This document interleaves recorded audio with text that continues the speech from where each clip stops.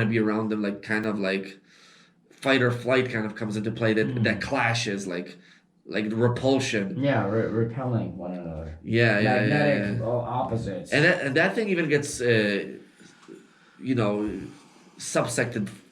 You know, maybe you have the same hobbies, but maybe you have different religions and stuff, different cultures. So even that gets a subsect within a subsect. And that's just my idea of two people interacting, is just everything gets subsected by the merger and the clash.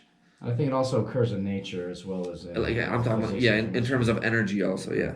And then you'll have inevitable behaviors as a result of that energy clash. Okay, next. Priming your mind. I love this topic personally.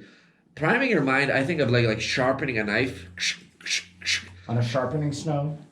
Yeah, exactly. That's kind of the thing of priming your mind, is like, kind of like people like read a book, kind of like to sharpen your awareness of this kind of information. People engage in this. People go to the gym to prime their muscles.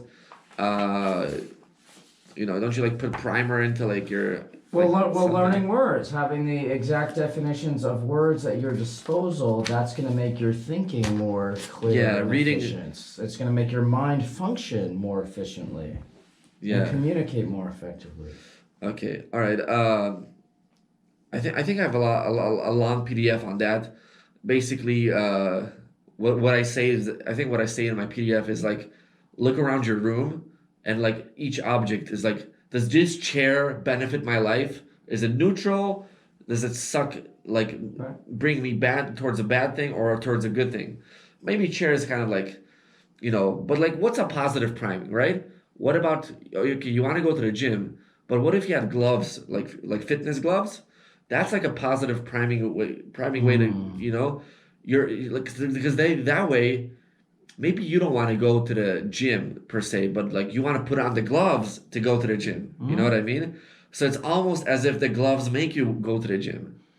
So that's what priming your mind means, putting up all these little clues and tools to kind of like make your life easy, right? Yeah, well, I have one, Bart. It's I played in a poker tournament years ago and won it, and I took the winnings and I bought like a luxury item, like a cashmere scarf.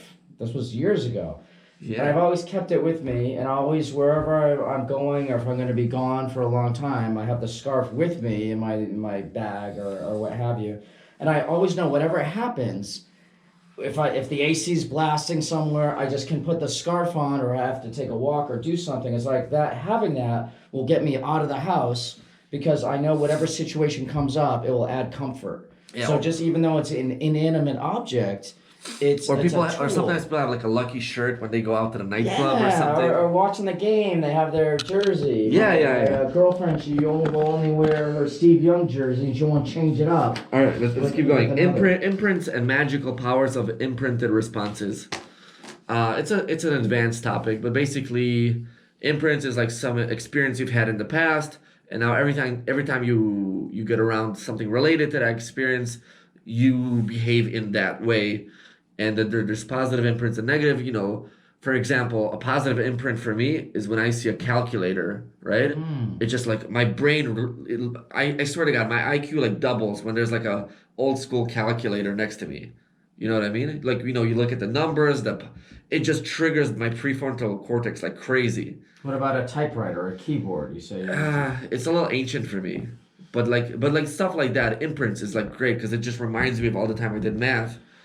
Well, I think that too. There's a feeling of like a sanctuary, a place where you can just come in and be comfortable and concentrate or meditate, or you surround yourself with these. Yeah, I items saw like some that people have will, like make like a yoga mat yeah, that makes right. them like Yes. feel relaxed. Yes. So yeah, okay, let's keep going. How about the magical powers? That So sounds basically that's the magical power, is like, let's say you're upset, but you're aware that your yoga mat relaxes you. So now you need to remind yourself to utilize that, right? a favorite blankie. Yeah, so it's like you basically, you want to be in control of yourself. You're only human, so you do get angry and whatnot. But there's like, okay, here's how to cure my anger. Coping mechanisms, a stress Not ball. coping, like resolution mechanism. You don't want to be coping. You don't still want to be. You want to solve the problem, not just accept it. All right, keep going. Translating emotions, moods, behaviors into usefulness. So this is like basically what it means is every emotion is not a real. You know, you don't wake up pissed off. Like you don't while you're dreaming, you're not crying, you know? Maybe you cry when you wake up or something bad happens. But basically, emotions are basically a purposeful emotion is just like a piece of information that you need to translate and make use of it to move on to the next mood, to the next behavior, because it's going to keep changing. You can't make even people that are happy.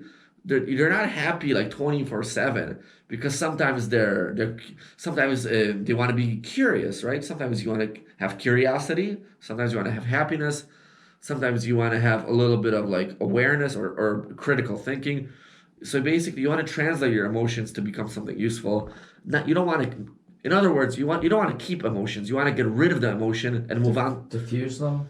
Yeah, exactly. Just diffuse them and basically live in a world of behavior, not in a world of emotion. Yeah, and that's I know some people they just say, "Oh, I'm having a bad day today," where I try and be compartmentalized so that I don't really have like every day is consistently for me Yeah, good. you don't want to Rather than being I'm shot for the day because something went wrong, so I'm gonna take my toys and go home. Yeah, you want to kind of like shatter that way of thinking and just break it down into like the space. Basically, you want to put yourself as close as possible to the space-time continuum. And the space-time continuum. Because if you just analyze that one sentence, they're already imagining the whole 24 hours of that day being a bad day, right? But if you're in the space-time continuum, you can't project whatever your entire emotion for the whole day, right?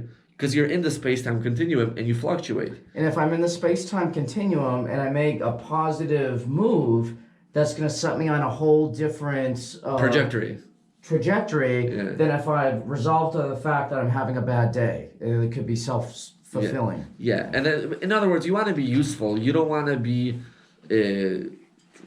maintaining your emotion because some people are like people love their problems, you know? People don't want to like solve their problems. They love them. Okay, next thing. Reading books, your repository of knowledge. This is pretty self-explanatory. You want to read books, have a large reference point of knowledge. Next thing. Build reference experience. You want to do a lot of things. Maybe doing pretty self-explanatory, but basically if you're not doing already, do stuff you're not comfortable doing just so you know if you do like it or not like it. Challenge yourself to go to countries, even in countries you don't like. You can always learn something from a new experience. Not something, I'm not saying cut off your arm, but I'm saying like, maybe you don't like some parts of the world, but check it out and then you'll know for sure not to do that anymore, And one thing it'll give you confidence and reassurance. Even if you know you're doing something right, sometimes doing a little bit of the wrong thing will keep what you're doing the right stronger. Will reinforce it. A little bit of a vaccine will cure the disease, right? Yeah, and I find even sometimes given two choices of action, I'll take the one that's more difficult or the one that's I don't really want to do just because it's challenging, and then I'll be glad that I did that because some other opportunity will arise, and I'm glad rather than taking the easy way out, I challenged myself purposely to do the one that made me more uncomfortable. Yeah, you can fail forward. Yeah. Okay, component units, breaking down sentences. This is pretty much my way of thinking in QuickBrainPower is that, every sentence is like a combination of Legos.